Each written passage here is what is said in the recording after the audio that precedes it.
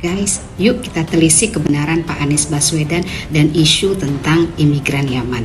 Narasi hoaks berbau sara selalu dihembuskan oleh mereka yang tidak suka dengan kinerja, keberhasilan, serta pencapresan Pak Anies Baswedan.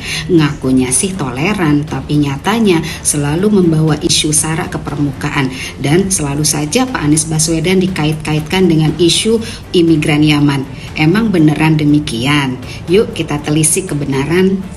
Klan Baswedan dikenal pertama kali dibawa oleh seseorang bernama Umar bin Abu Bakar bin Muhammad bin Abdullah.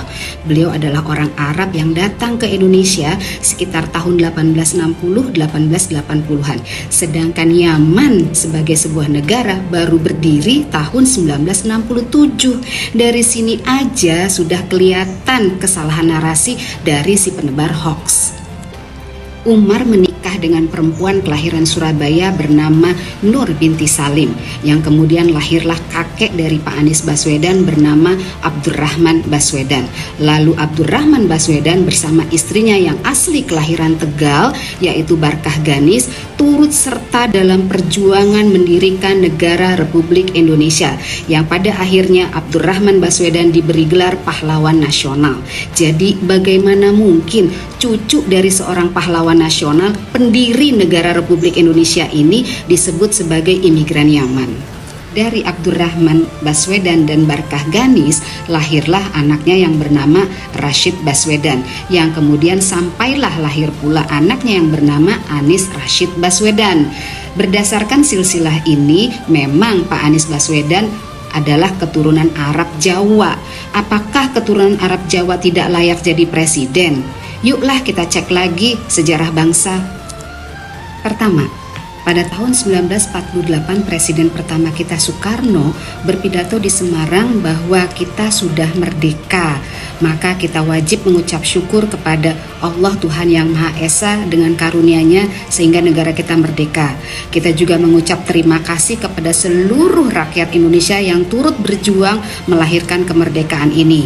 Dan karena ada warga keturunan, maka kita juga mengucapkan terima kasih kepada warga keturunan Cina, mengucapkan terima kasih kepada warga keturunan India, tapi tidak kepada keturunan Arab. Kenapa? Karena sudah menjadi bagian keluarga besar dari bangsa kita sejak ratusan tahun yang lalu. Kedua, Presiden Soekarno sendiri mengusulkan dan membuat PP nomor 10 yang kemudian disetujui oleh MPR bahwa warga keturunan Arab diberikan kewarganegaraan stelsel pasif, yang artinya sama dengan pribumi, yaitu otomatis diakui dan dicatat sebagai WNI. Ketiga, orang Jawa pasti mengenal seorang raja yang sangat luar biasa terkenal dengan ramalannya, yaitu Jayabaya.